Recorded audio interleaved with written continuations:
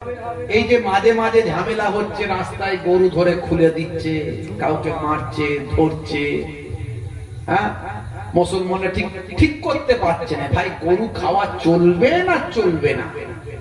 যদি না চলে তো একেবারে নিষেধ করে দিই, কড়া করে। সরকারের কাছে আমাদের আবেদন যে একবারে কড়া করে নিষেধ করে দিই। একটা আইন পাস হয়েছে, এই আইনটা অনেক পুরানো আইন। সেই আইনটা গতকাল না গত পরশুদিন ইমপ্লিমেন্ট হয়েছে, তার অর্ডার এসেছে। সেখানে বলা হয়েছে গো হত্যা যদি কেউ করে, গরু মোষ, শুধু গরু নয়, গরু মোষ যদি কেউ জবাই করে খায়, বুঝতে পারছেন, তার 6 মাসের জেল, 1000 টাকা জরিমানা, দুটোই হতে পারে। বুঝতে পারছেন? আবার বলা হয়েছে তবে হ্যাঁ বৈধ ভাবে যেখানে বিক্রি হবে, যেখানে বৈধ,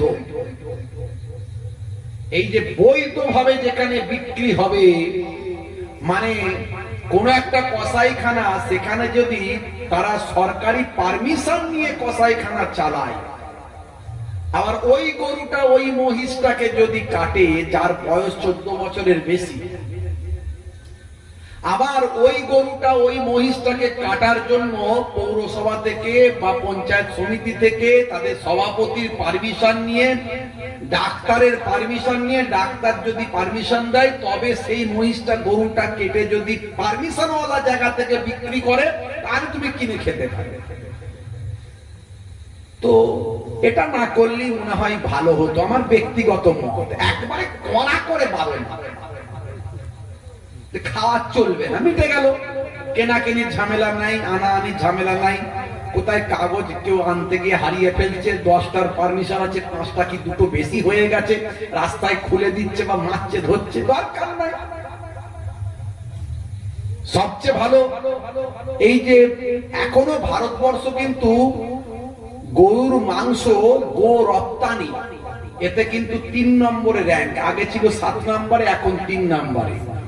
তামিলনাড়ুতে আছে দেখবেন, বিশাল বড় ওই কারখানা আছে, ওপরে লেখা আছে আল কাবির। যদিও এই সমস্ত কারখানাগুলোর নামগুলো সব আল কাবির আর নূর, কিন্তু এর মালিকগুলো কিন্তু সব আবার কে সতীশ, কে আরো কি কি নাম, মানে সব অমুসলিম। তো ভালো করে শক্ত করে যদি সরকার বারণ করতো, আমরা খুশি হতাম যে একেবারে কড়া করে বারণ, গরুর গোশত খাওয়া যাবে না। আর গরুকে যদি জাতীয় পশু করে দেয়া হতো তাহলে আরো ভালো হতো, সবাই একটা সম্মানের জায়গায় চলে আসতো। এ ঠিক বোঝা যাচ্ছে না। মানে ধরুন, যেখানে কোথায় কসাই পারমিশন করে নেবে, বলবে, সে বলবে আমার পারমিশন আছে ভাই, তখন আবার কিছু মানুষ কেনা শুরু করবে, সেও বিপদে পড়বে। তো আমার মতে বলে যে এভাবে যেভাবে কড়াকড়ি দেখতে পাচ্ছি, আমি মনে মনে চিন্তা করছি এবারে আর গরু কুরবানি দেবো না, এবারে খাসি কুরবানি দেবো। বুঝতে পারছেন? আপনারা এবার চিন্তা ভাবনা করুন, কোথায় ঝামেলায় ফাঁসবেন বাবা। সরকারি আইন মেনে চলতে হবে, কথা ঠিক না বল? যদি বলেন, আর আমাদের গরু না খেলেও অসুবিধা নাই, গরু না খেলেও অসুবিধা নাই।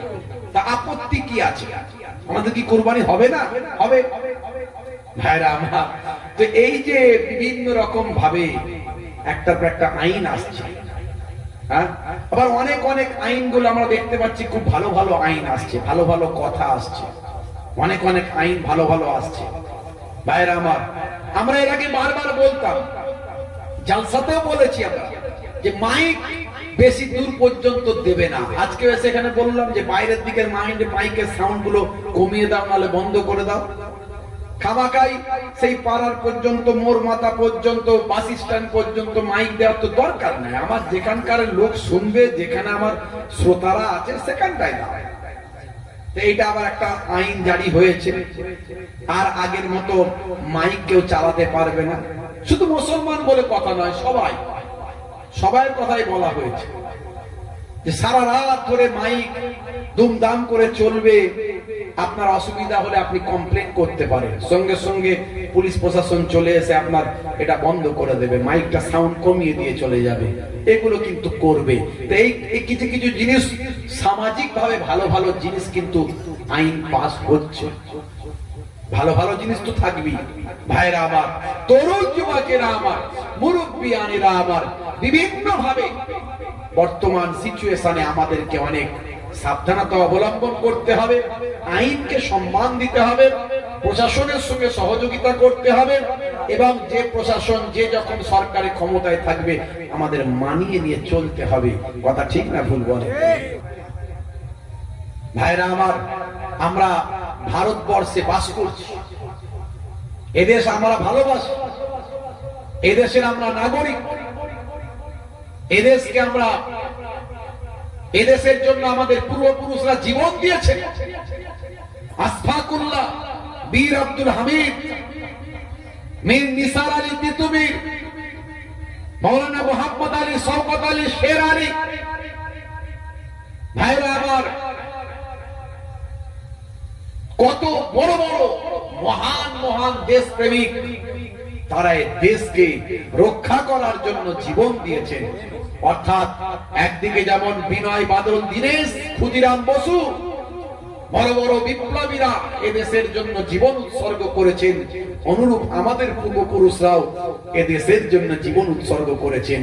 তাই এই দেশকে আমাদের ভালোবাসতে হবে। দেশকে আমরা ভালোবাসি, এই দেশকে, দেশে আমরা শান্তি প্রতিষ্ঠা করি, এই দেশের আইনকে আমরা সম্মান করি।